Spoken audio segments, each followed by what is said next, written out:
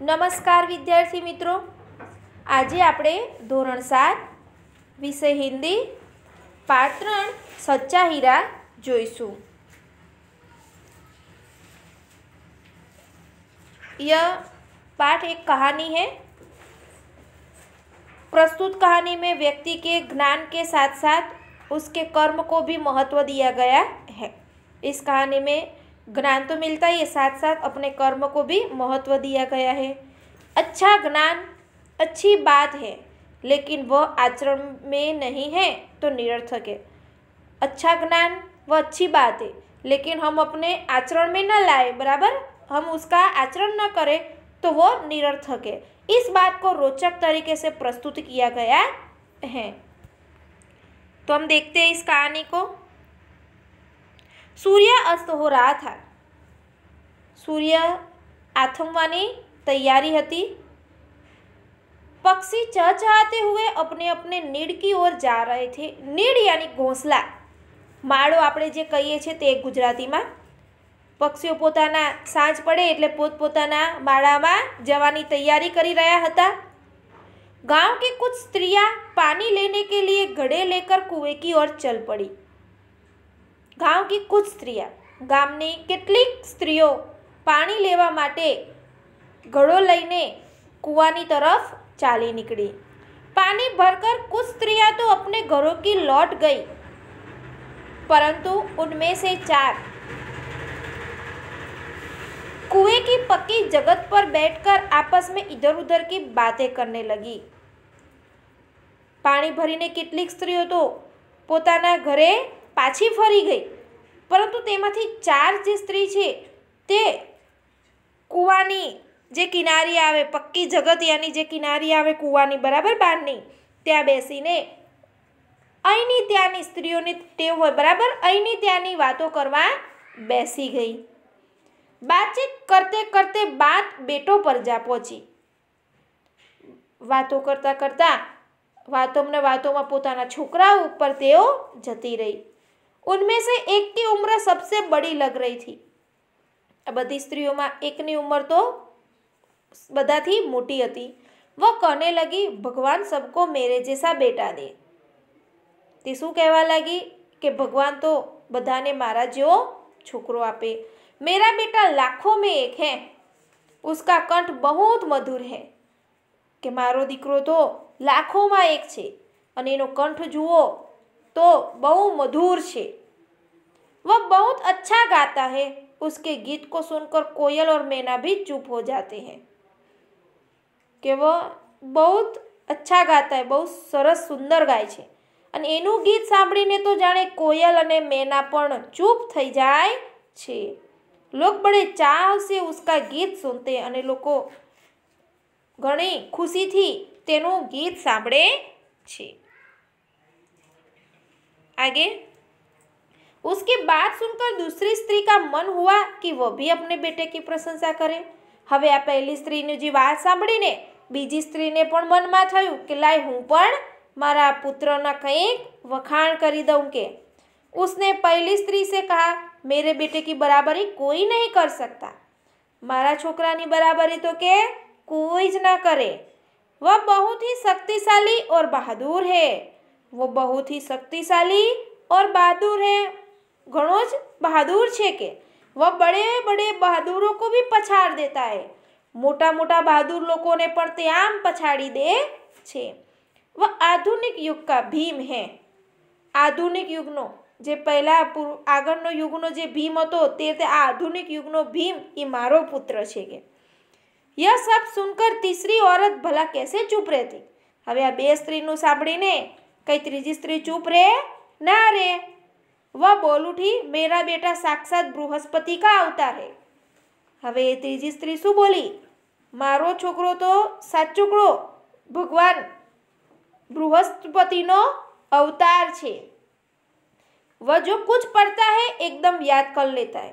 ये जे कई पण वाँचे एकदम तेनी याद रही जाए, एकदम ज ऐसा लगता है मानो उसके कंठ में सरस्वती का निवास हो।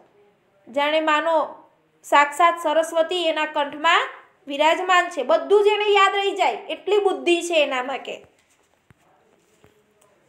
आगे देखते हैं। तीनों औरतों की बातें सुनकर चौथी स्त्री चुपचाप बैठी रही। आ ત્રણેય સ્ત્રીઓની बातों સાંભળીને चौथी स्त्री तो चुपचाप बैठी ज रही। उसने अपने बेटे के बारे में कुछ न कहा। तेने पोताना पुत्रने माटे कांई ज कह्युं नहीं। पहली ने उसे टोकते हुए कहा, क्यों बहन, तुम क्यों चुप हो? तुम भी तो अपने बेटे के बारे में कुछ बताओ। तो हवे पहली स्त्रीए शुं कीधुं तेने के केम बेन, तू केम चुप छे? तू पण तारा छोकराना विषयमां कंईक तो बताव, कंईक तो के।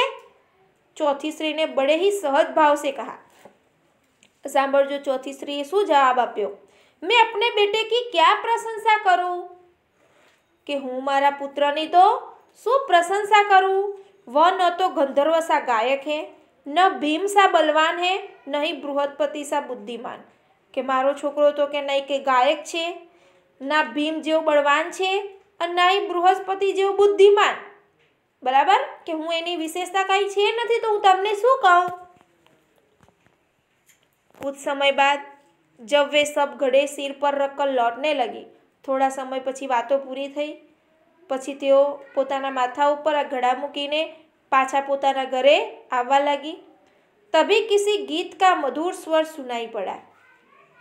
अने त्यारे ज एक कोई गीतनो मधुर अवाज संभळाई गयो। सुनकर पहली स्त्री बोली, सुनो, मेरा हीरा गा रहा है। अने पहली स्त्री शू कीधुं, सांभळो सांभळो, आ मारो हीरो गाई रह्यो छे। तुम लोगों ने सुना, उसका कंठ कितना मधुर है। कि तमे लोकोए सांभळ्युं आनो कंठ केटलो मधुर छे। वह लड़का गीत गाता हुआ उसी रास्ते से निकल गया। अने आ छोकरो गीत गातो गातो एज रस्ता उपरथी निकळीने गयो। उसने अपनी माँ की ओर कोई ध्यान नहीं दिया और तेने तेना मातानी तरफ पण ध्यान आप्यो नहीं। इतने में दूसरी स्त्री का बेटा उधर से आता दिखाई दिया। तो दूसरी स्त्री उसे देखकर गर्व से बोली, देखो, वह मेरा लाडला बेटा आ रहा है। हवे ए बीजी स्त्रीनो छोकरो पण आवतो देखायो अने तेणे शुं कीधुं, गर्वथी अभिमानथी कीधुं, जुओ, ते मारो छोकरो आवी रह्यो छे। शक्ति और सामर्थ्य में इसकी बराबरी कौन कर सकता है? शक्ति और सामर्थ्य में आनी बराबरी के कौन करी सकसे? वह यह कही रही थी कि उसका बेटा भी उसकी ओर ध्यान दिए बिना ही निकल गया। ये आटलू कहती थी तो एना छोकराए पण ए स्त्रीओ तरफ कोई कहीने तरफ ध्यान न आप्युं अने त्यांथी जतो रह्यो। वे कुछ आगे बढ़ी तो एकाएक तीसरी स्त्री का बेटा उधर से संस्कृत के श्लोक को पाठ करता हुआ निकला।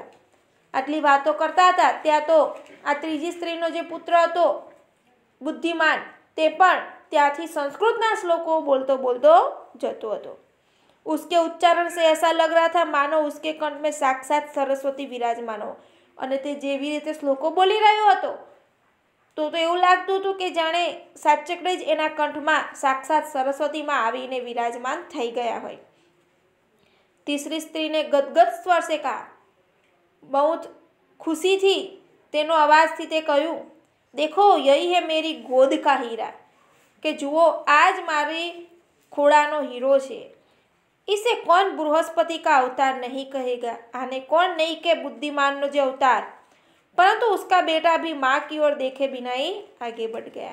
परंतु आ स्त्रीनो छोकरो पण तेने मानी सामे जोया वगर आगे निकली गयो। वह अभी थोड़े ही दूर गया था कि चौथी स्त्री का बेटा भी अचानक उधर से आ निकला। એટલામાં એ લોકો થોડાક જ આગળ ગયા था એટલે એમાં ચોથી સ્ત્રીનો છોકરો પણ અહીંયાથી આવ્યો અને ત્યાંથી निकलतो હતો। वह देखने में बहुत ही सीधा सादा और सरल प्रकृति का लग रहा था। देखने में तो बहुत सीधा सादा लग रहा था। उसे देखकर चौथी स्त्री ने कहा, बहन, यही है मेरा लाल। शू कीधुं के बेन जुओ, आ छे मारो लाल। चौथी स्त्री उसके बारे में बताई रही थी कि उसका बेटा पास आ पहुंचा। चौथी स्त्री तेना विषे बताई ज रही थी। इतनी वार में तेनो छोकरो तेनी पासे आवी गयो। अपनी माँ को देखकर वह रुक गया और बोला, माँ, लाओ, मैं तुम्हारा घड़ा पहुंचा दूँ। तेनी नजीक आव्यो अने कीधुं, माँ, लाओ तमारो घड़ो, हूँ घरे मूकी दऊं। मना करने पर भी उसने माँ के सिर से पानी से भरा घड़ा उतारकर अपने सिर पर रखा और घर की ओर चल पड़ा। तेनी माए ना पाड़ी छतां पण माना माथा उपरथी पानीनो भरेलो घड़ो तेणे लई लीधो अने ते घरनी तरफ चाली निकळ्यो। आगे देखते हैं। तीनों औरतें बड़े ही आश्चर्य से चौथी स्त्री के बेटे को देखती रही। त्रणेय स्त्रीओ घणी आश्चर्य थी तेनी सामे जोई रही। एक वृद्ध महिला जो बहुत देर से इन औरतों के पीछे चलती हुई इनकी बातें सुन रही थी। एक वृद्ध महिला ते घणा समयथी ए जे स्त्रीओ थी तेमनी वातो सांभळती सांभळती तेनी पाछळ चालती आवती हती। पास आकर बोली, देखते क्या हो, यही सच्चा हीरा है। कि तमे शू जुओ छो? आज सच्चो हीरो छे। बराबर आपने देखा तीनों स्त्रियों ने अपने बेटे के बारे में बहुत कुछ कहा, लेकिन चौथी स्त्री ने कुछ नहीं कहा। लेकिन जब बोलने के ज़्यादा, हमने पहले ही देखा था, बोलने से ज़्यादा कर्म करने पर ज़्यादा महत्व है, तो इसने करके दिखलाया। तो यही चौथी स्त्री का बेटा वही सच्चा हीरा है। तो हमारी यह कहानी यहीं पर समाप्त होती है। हम शब्दार्थ देखते हैं। हीरा यानी नर रत्न, बहुत ही अच्छा आदमी। चहचहाना यानी चहकना, चहकारना। नीड यानी घोंसला। कंठ यानी गला, आवाज़, स्वर, शब्द। चाव यानी प्रबल, इच्छा, लगन। प्रशंसा यानी तारीफ, गुण। बराबरी यानी तुलना, समता, समानता। सामर्थ्य यानी बल, योग्यता। पछाड़ना तो हराना, पटकना या गिराना। आधुनिक तो अर्वाचीन, नवीन। बृहस्पति यानी देवों के गुरु। साक्षात तो सामने, सम्मुख, प्रत्यक्ष, मूर्तिमान।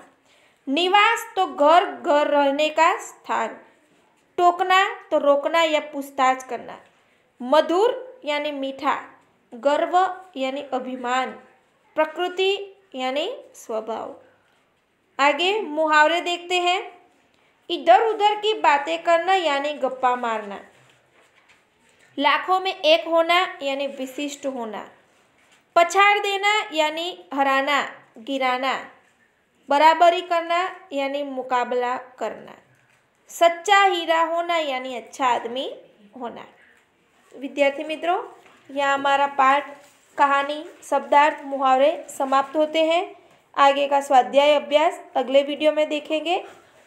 धन्यवाद।